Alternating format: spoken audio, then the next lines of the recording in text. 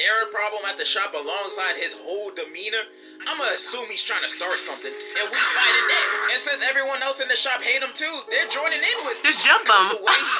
Hey guys, welcome back to my channel, and if you didn't already know, act like you know, because it's that as us. So let's hop right into this video. So today we are going to be reacting to Horror Movie Characters I Can Beat Part 3 by Degenerocity. So before we hop in, you already know what to do. Don't forget to like, comment, share, and subscribe. Without further ado, let's just hop right into this video. I want to see if I can beat some of these characters too. What's in the basket? Yo, it's spooky season. What is that? Right around the corner. So we back at it again with more horror movie characters that I know can't stand a foot Why is against Megan in because of my this? strength and intelligence. No one likes a long opening ceremony, so let's waste no time and get right into round one. Let's. The Terrifier? The Terrifier? I'll let you guys in on a little secret. I've actually never watched The Terrifier. I have not. Because you know who's scarier than The Terrifier? Pinhead. If you don't know what Google search right now. Google search Pinhead right now. And if you are too lazy to do that, I got you. Ready? Pinhead. This is Pinhead. This is Pinhead. Oh, not y'all in my business. This is Pinhead. Terrifying. So anyways, okay, let's see. Oh, go and join me. Terrifier from the movie Terrifier is about Terrifier terrifying and murking It's a random clown. people. One Mexican dance. I know his name is Art the Clown, but Terrifier is more fun to say. Now, when looking at him, he looks like your ordinary killer clown. And he is, but the difference between him and the rest is that he's brutal. He will deal with his victims in the messiest, most grotesque way possible. I don't think I can show you any of the ways of how he do it. Not the this blippy. YouTube. But he saws a woman in half from her poon-poon to her head in front of her BFF. This dude crazy.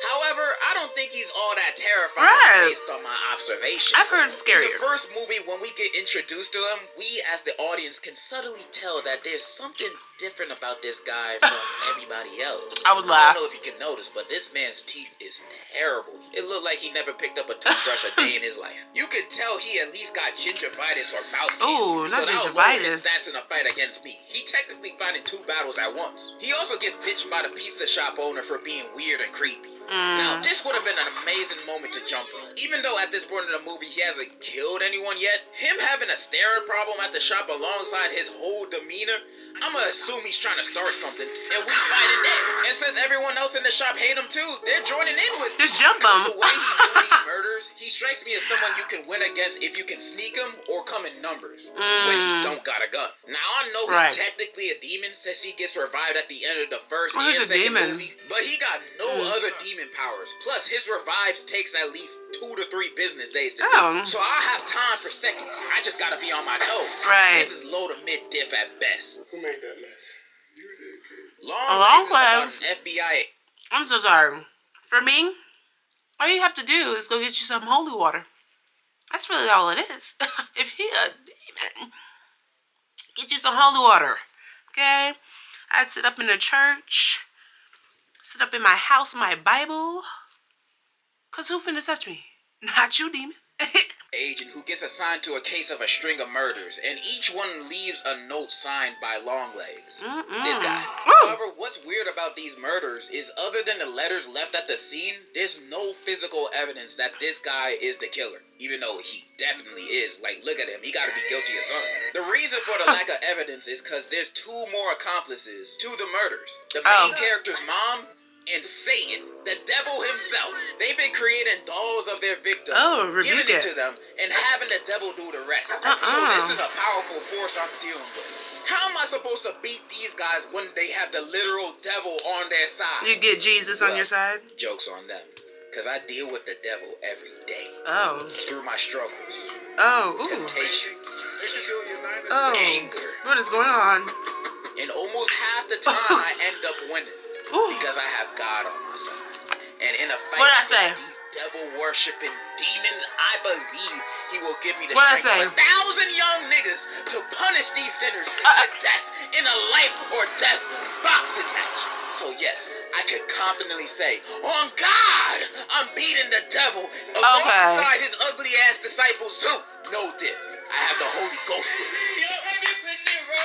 Oh, Quiet Place? Oh, A Quiet Place takes place in a world where monsters called Death Angels just popped up in New York and started killing people. Absolutely. Although these things are blind, you can't make any sound or noise because these things will find you. So you gotta stay quiet. This is gonna be more of a how I survive than me beating them. Cause what I look like trying to fight this, I'm not Ebo. First, I'm gonna travel solo or with my direct family. I'm not traveling with no other groups. No other people. Especially if they got a kid with them. Second, no kids. All of them gotta go.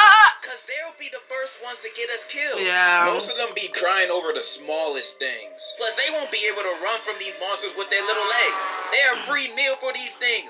And I'm not trying to be the appetizer. And I'm only talking little kids. If your kid is old enough to know when to shut the hell up, they're cool. But if they aren't, I'm sorry to tell you, but I highly recommend you to abandon your children. They'll only hold you back just like in real life. Who knows? They might be able to survive on their own, maybe, probably. 5% chance. But that's not nothing. So only family, no kids, and a lifetime supply of moon pies.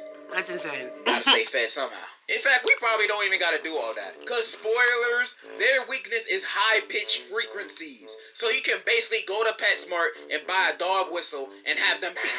These guys aren't even much of a threat. They're like a little puppy that can rip you in half. When looking at them like that, they don't seem too scary no more, do they? Meaning they ain't gonna be a challenge for me. 10 out of 10, I'm surviving A Quiet Place.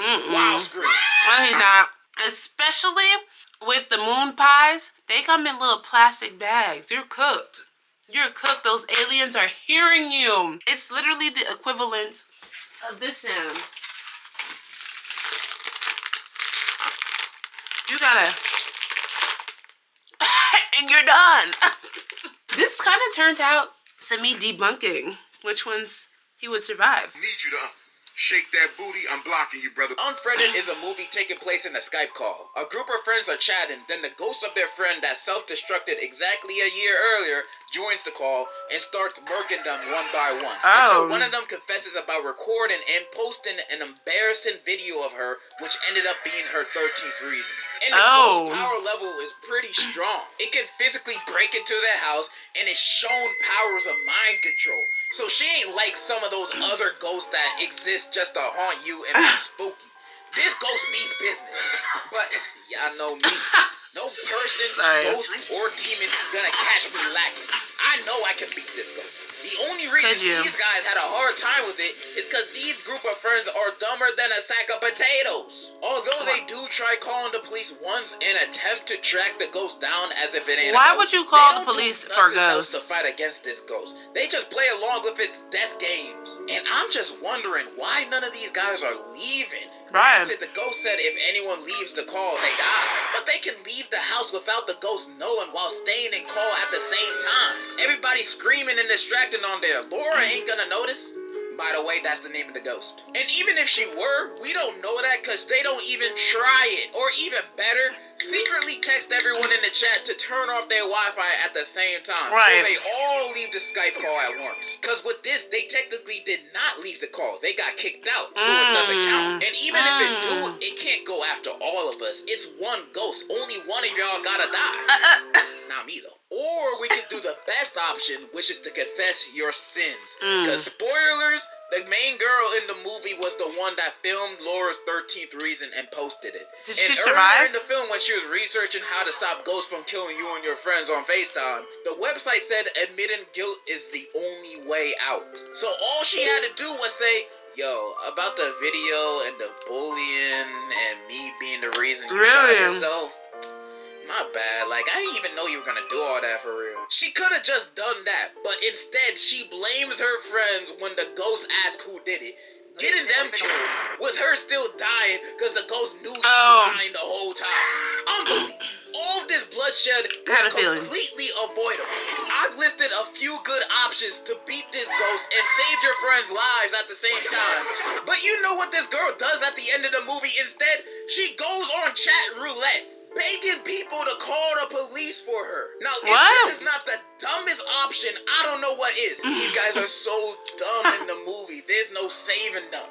but they're saving me. I am not dying in this situation, even if these were my group of friends. Because I'm going to be in that call confessing and snitching like I just received a Happy Meal at a interrogation. Right. I'm all for ride or die, but dying is always the last option for me. And if I don't have to, I ain't going to. This is a low difficulty. Very unnecessary. I'm surviving. I hope that you guys enjoyed this video.